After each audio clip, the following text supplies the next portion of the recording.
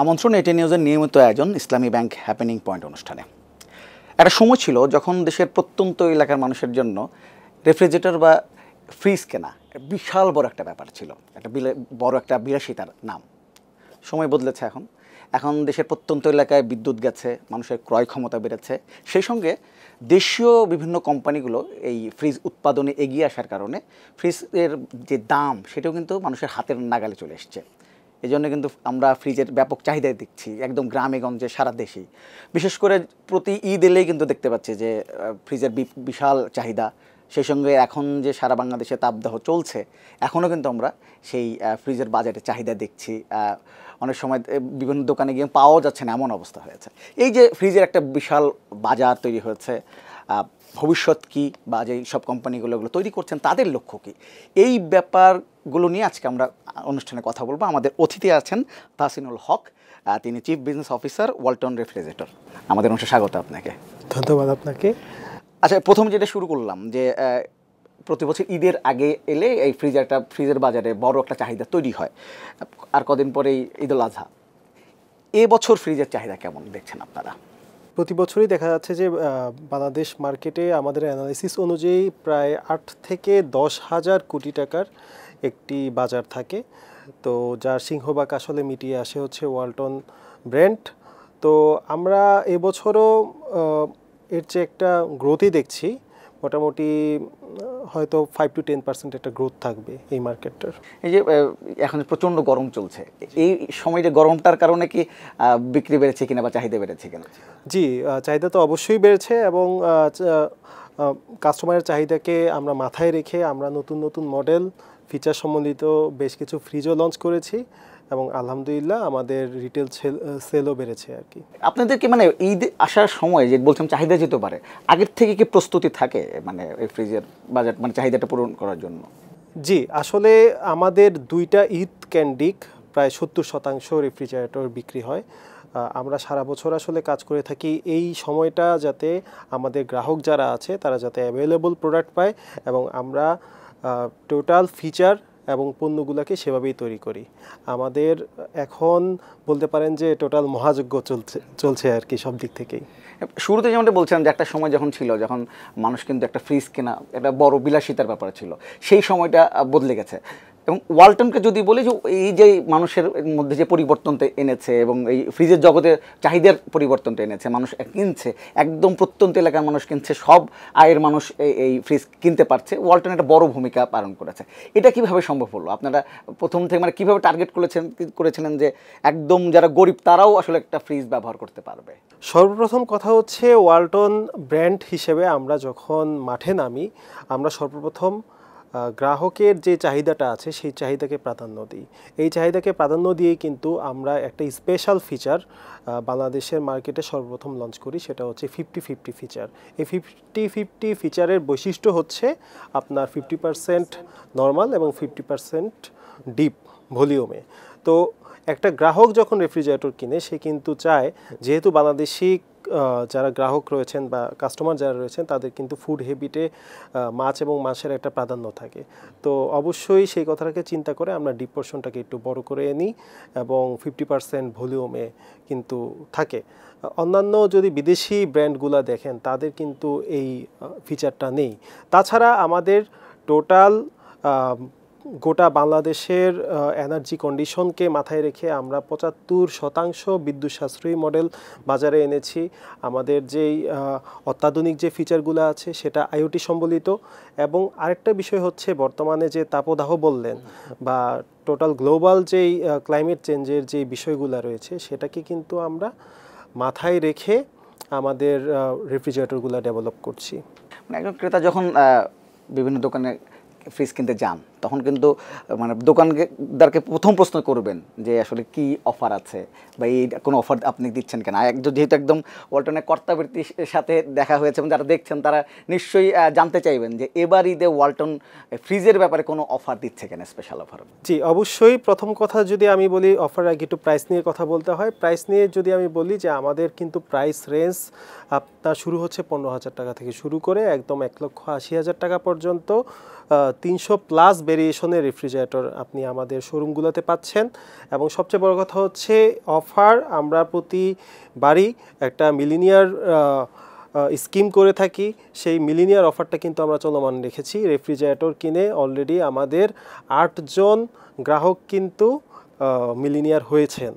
এবং এই সিজন আমাদের 20 চলছে, মিলিনিয়ার অফার সিজন 20 চলছে। তাছাড়া রেফ্রিজারেটর কিনে নিশ্চিত পুরস্কার পাচ্ছেন প্রত্যেক গ্রাহকই। আচ্ছা, মানে শুধু যে ঠান্ডা খাবেন তা না, পুরস্কার নিয়ে যাবেন, এমনকি লাখপতি হয়ে যেতে পারে। 10 লক্ষ টাকা কিন্তু আমাদের গ্রাহকরা পাচ্ছেন। আচ্ছা, ওয়ালটন যখন ফ্রিজ তৈরি করে মানে ডিজাইনের দিকে বেশি গুরুত্ব দেয় নাকি এর যে ফিচারগুলো আছে বা টেকসই এই দিকে বেশি গুরুত্ব দেয়? সর্বপ্রথম কথা হচ্ছে দেশীয় ব্র্যান্ড হিসেবে আমরা একজন কাস্টমারের সকল চাহিদাকেই পরিপূর্ণ রাখার চেষ্টা করি, সেটা ডিজাইন এবং গুণগত মান, রিলায়েবিলিটি সবটাই। আমি যদি একটু বলি যে কিভাবে ওয়ালটন কাজ করে থাকে, সর্বপ্রথম একটা ডিজাইন আমাদের এই রেফ্রিজারেটর তৈরির পিছনে 800+ দেশীয় ইঞ্জিনিয়ার কিন্তু নিরলসভাবে কাজ করে যাচ্ছে এবং তাদের এই রিসার্চ বা ইনোভেশনের মাধ্যমে কিন্তু আমাদের গ্রাহকরা এত ফ্রিজ পাচ্ছেন।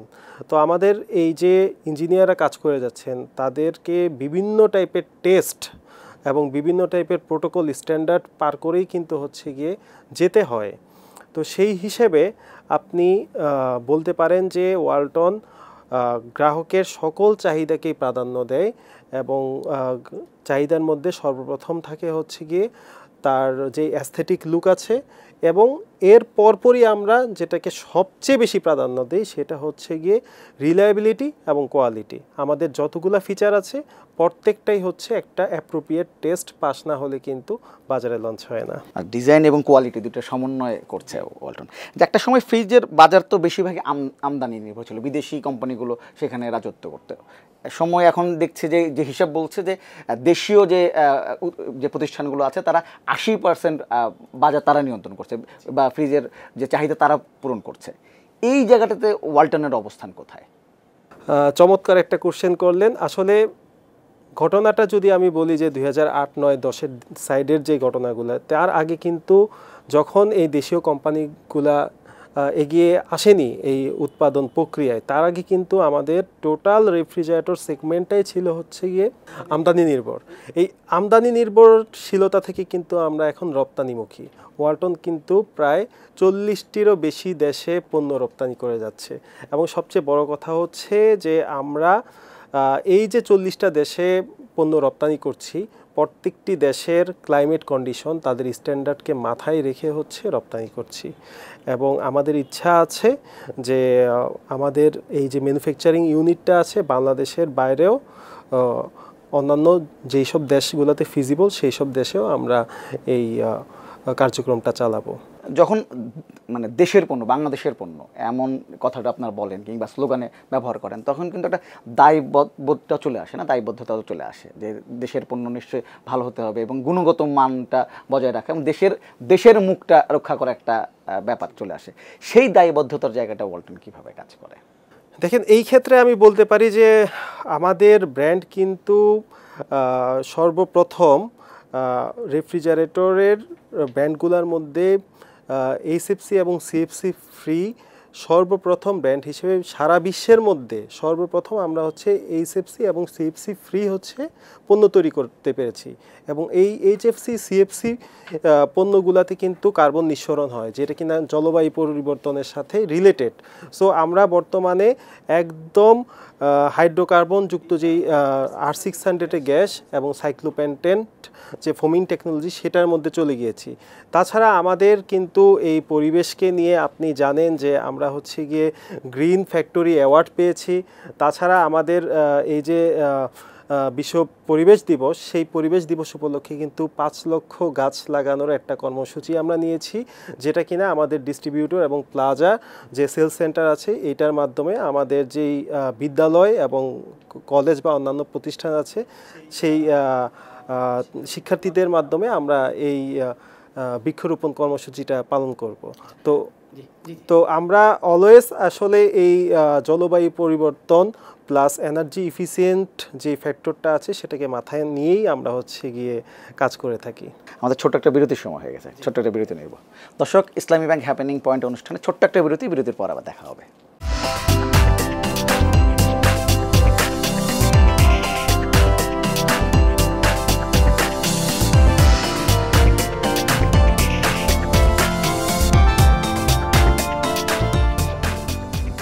বিরতির পর আবারও আমন্ত্রণ ইসলামী ব্যাংক হ্যাপেনিং পয়েন্ট অনুষ্ঠানে। আজকে আমাদের অতিথি তাহসিনুল হক, তিনি chief business officer Walton refrigerator. আপনাকে আমাদের আবারও স্বাগত আমাদের অনুষ্ঠানে। আমরা বিরতির আগে কথা বলছিলাম, বিভিন্ন বিষয় নিয়ে কথা বললাম ফ্রিজের। এখন একটু জিজ্ঞেস করবো আপনাদের টার্গেটেড কাস্টমার কারা, মানে একদম কি উঁচু শ্রেণী, নাকি যে আমরা বলছি যে একদম ওয়ালটন দেশের সব শ্রেণীর মানুষের মধ্যে, বিশেষ করে যারা একটা সময় ফ্রিজ কিনতে মানে কেনাও একটা কল্পনার বাইরে ছিল, তাদেরকেও তারা হাতের নাগালে নিয়ে এসছে ফ্রিজ, এরাই আপনার টার্গেটেড কাস্টমার নাকি কারা টার্গেটেড কাস্টমার? সর্বপ্রথম কথা হচ্ছে আমরা আমাদের এই ওয়ালটন ব্র্যান্ডটাকে সর্বপ্রকারের সর্বশ্রেণীর ব্র্যান্ড হিসেবে এস্টাবলিশ করতে চাই। আমাদের এই ব্র্যান্ডটাকে আমরা কিন্তু আমার কথার মধ্যে উঠে এসেছে যে আমাদের যে প্রাইস সেগমেন্ট এবং ভেরিয়েশন অনেক। আমাদের প্রাইস সেগমেন্টটা হচ্ছে শুরু হয় 15,000 থেকে 1,80,000 পর্যন্ত। তো এই সেগমেন্টের মধ্যে আমরা একদম যাদের এফোর্ডেবিলিটি কম তাদের জন্য আমরা লোয়ার রেঞ্জের লোয়ার বাজেটের রেফ্রিজারেটর তৈরি করি, এবং যারা হচ্ছে কি ফিচার ভিত্তিক রেফ্রিজারেটর চিন্তা করে অত্যাধুনিক ফিচারগুলা, এবং ক্ষেত্র বিশেষে আমরাই বাংলাদেশে নিয়ে এসেছি বিশ্বে প্রথম এরকম অনেক কিছু কিন্তু ফিচার আছে। যেমন আমি অলরেডি বলেছি যে 8-in-1 কনভার্টেবল মোড যে ফিচারটা রয়েছে নন ফ্রস্টেড, এই টাইপের ফিচার সম্বলিত এবং এআইওটি অ্যাডভান্স যে আইওটি টেকনোলজি রয়েছে সেই টেকনোলজি সমৃদ্ধ রেফ্রিজারেটর কিন্তু আমরা তৈরি করে যাচ্ছি। আপনি বলছিলেন যে দেশীয় যে বাজারটা আছে তার 70% বা 70% ওয়ালটন নিয়ন্ত্রণ করছে। যদি তাই হয় তাহলে তো একটা প্রত্যাশার চাপও আছে, সাধারণ মানুষের প্রত্যাশাটা চাপও আছে। সেই চাপটা আপনারা কীভাবে মোকাবেলা করেন? আমাদের এই প্রত্যাশার চাপের জন্য আমরা সময়ে গ্রাহক সন্তুষ্টিকে প্রায়োরিটি দিয়ে থাকি। আমাদের যে কোনো বিষয়েই যদি গ্রাহকের কোনো কোয়েরি থাকে সেই কোয়েরিগুলোকে আমরা আমলে নেই, এবং আমাদের যেই ফিউচার যেই ফিচারগুলো আসবে সেখানে কিন্তু আমরা অ্যাডপ্ট করার চেষ্টা করি। তাছাড়া ফ্রিজের ক্ষেত্রে আরেকটা বড় বিষয় হচ্ছে গিয়ে বিক্রয়ের পরবর্তী যেই সেবাটা বা সার্ভিস যেটাকে বলে। তো আপনি জেনে থাকবেন যে সারা বাংলাদেশে 80+ আমাদের হচ্ছে গিয়ে সার্ভিস সেন্টার রয়েছে আইএসও সার্টিফাইড, এবং সুদক্ষ সার্ভিস টেকনিশিয়ান এবং সার্ভিস ইঞ্জিনিয়াররা এই বিশাল বড় নেটওয়ার্কটা পরিচালনা করেন। এবং এটার একমাত্র টার্গেট হচ্ছে গ্রাহক যাতে অতি দ্রুত সময়ে তার সার্ভিসটা পেয়ে থাকেন। তো আমাদের রিসার্চ অ্যান্ড ইনোভেশন টিম কাস্টমারের চাহিদাকে প্রাধান্য দিয়ে ফিচারগুলো নিয়ে আসে, এবং আফটার সেলস যারা অলরেডি গ্রাহক তাদের সন্তুষ্টির কথা চিন্তা করে আমাদের সার্ভিস টিম কাজ করে। আপনি তো লক্ষ্যটা কি, মানে কোন পর্যন্ত যেতে চান, এই ফ্রিজের বাজারটাকে কোথায় নিয়ে যেতে চান? যদি বলেন বাংলাদেশ কিন্তু পৃথিবীর একটা ছোট্ট একটা অংশের মধ্যে অবস্থান করছে। এই জায়গাটা থেকে আমরা হতে পারি, আমাদের দেশটা ছোট কিন্তু আমাদের মানুষের প্রত্যাশাগুলো কিন্তু বড় থাকে। আমাদের এই প্রত্যাশার জায়গা থেকে আমরা আমাদের ব্র্যান্ড ভ্যালুকে নিয়ে যেতে চাচ্ছি, যেখানে এই পণ্যের চাহিদা রয়েছে। প্রায় প্রতিটি দেশেই আমরা কাজ করে যাচ্ছি যে কিভাবে হচ্ছে ওয়ালটন ব্র্যান্ডকে এস্টাবলিশ করা যায় এবং সফলতার সাথে এস্টাবলিশ করা যায়, সেই প্রত্যাশাটাই আমরা কাজ করে যাচ্ছি। সেই প্রত্যাশার লক্ষ্যে আমাদের টোটাল টিমটাই প্রতিনিয়ত কাজ করে যায়। যদি আমি ক্রেতা হিসেবে প্রশ্ন করি, যে দোকানে গেলে অনেক সময় দেখি যে অনেক পণ্য আছে, অনেক কোম্পানির পণ্য আছে, আমি কেন ওয়ালটন কিনবো, বা ওয়ালটন অন্য কোম্পানি থেকে কোথায় আলাদা? সর্বপ্রথম আমি আপনাকে যেটা বলবো যে ওয়ালটন ব্র্যান্ডের টার্গেট থাকে যে মানুষ যখন ওয়ালটনের কোনো প্লাজা বা শোরুমে যাবে, সে যাতে মানে ওয়ালটনের যে ভেরিয়েশন রয়েছে, ভেরিয়েশন দেখে যাতে সে নিজেই কনফিউজড হয়ে যায় যে কোন পণ্যটা আসলে আমি কিনবো। তার মানে আমরা কিন্তু কাস্টমারের চয়েসের যেই ভেরিয়েশনটা রয়েছে ভেরিয়েশনটা নিয়ে কাজ করি। আমাদের টোটাল যেই ডোর ডিজাইন বা প্যাটার্নগুলো রয়েছে সেখানেও দেখবেন যে অত্যাধুনিক যেই ছোঁয়া, সেই অত্যাধুনিক ছোঁয়াটা থাকে। আমাদের ফিচারগুলা অলওয়েজ আপডেটেড থাকে এবং এমন না যে আমরা 2 বছর আগে একটা ফিচার নিয়েছি আর আসতেছে না। প্রতিনিয়ত আমরা নিত্য নতুন ফিচার নিয়ে কাজ করি এবং গ্রাহকের চাহিদা বুঝে সেই ফিচারটা আমরা নিচ্ছি। সবচেয়ে বড় কথা হচ্ছে 70% লিড করছে একটা ব্র্যান্ড। সেই ব্র্যান্ডকে অবশ্যই কাস্টমাররা একটা আস্থার জায়গায় নিয়ে গিয়েছেন বলেই কিন্তু সে 70% লিড দিচ্ছেন এবং গ্রাহক কিন্তু ওয়ালটন ফ্রিজ কেনার পরবর্তী যেই বিক্রয়োত্তর যে সেবা, সেই সেবাটাও সবচেয়ে ভালো পেয়ে থাকবেন বলে আমি মনে করি। তো অবশ্যই অ্যাজ এ কাস্টমার ওয়ালটন ব্র্যান্ডকে চুজ করার উচিত। ক্রেতাদের মাধ্যমে আপনাদের রিসার্চ আছে নিশ্চয়ই যে এই দেশের পণ্য কেনার যে একটা ইচ্ছা বা তাদের মধ্যে প্রত্যাশার ব্যাপারটা বা চেতনাটা দেওয়া যে দেশের পণ্য কিনুন তাহলে দেশেরও উন্নয়ন হবে, সব কিছু মিলে এই ব্যাপারটা মানুষের ভিতরে কি বাড়ছে বা ক্রেতাদের মধ্যে কি বাড়ছে দেশের পণ্য কেনার বিষয়টি? হ্যাঁ, অবশ্যই বাড়ছে। কারণ আমার যেটা মনে হয় যে অন্যান্য ব্র্যান্ড থেকে যারা তথাকথিত বিদেশি ব্র্যান্ড বলছেন তারা কিন্তু একটা ফিক্সড জায়গাতে অবস্থান করছে। তারা কিন্তু স্পেশাল কোনো কিছু নিয়ে আগাবে না, স্বাভাবিক। কারণ তারা হয়তো আরও যে 10-20টা দেশ আছে সেখানে যে এরকম রপ্তানি করছে, বাংলাদেশেও রপ্তানি করছে। সো তাদের থেকে আমরা অবশ্যই আলাদা। আমরা স্পেশালিটি নিয়ে কাজ করি, আমরা ভেরিয়েশন নিয়ে কাজ করি, কাস্টমারের রিকোয়ারমেন্টকে প্রাধান্য দিই, প্রাইস নিয়ে কাজ করি।